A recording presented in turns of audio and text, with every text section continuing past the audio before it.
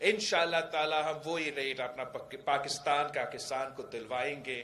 وہ پاکستان کا کسان کا نہ صرف ان کا فائدہ ہوگا، ہمارا معیشت پورا کا پورا معیشت کا فائدہ ہوگا.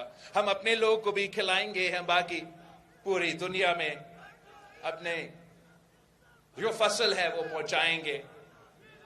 میں اپنے نوجوانوں کو کہنا چاہ رہا ہوں کہ روزگار دینے کا وعدہ ہر کوئی سیاستدان کرتا ہے. ان کا سیاست بھی یہ ہے کہ ہم آئیں گے کہ روزگار، مگر میرا تاریخ یہ ہے، پاکستان پیپلز پارٹی کا ریکارڈ یہ ہے، یہ کوئی جھوٹ نہیں ہے، یہ سیاسی نعرہ وہ تبدیلی والا یا ووٹ کے عزت والا نہیں ہے. یہ ہم نے کر کے دکھایا، 3 نسلوں سے کرتے آ رہے ہیں، انشاءاللہ تعالی میں بھی کر کے دکھاؤں گا. اب پوچھیں اپنے بزرگوں سے کہ قائد عوام شہید ذوالفقار علی بھٹو اس ملک کا وزیر اعظم بنا، جو اس ملک کے نوجوان کو پاکستان کے اندر اور پاکستان کے باہر بھی جو روزگار کے مواقع اس شہید ذوالفقار علی بھٹو نے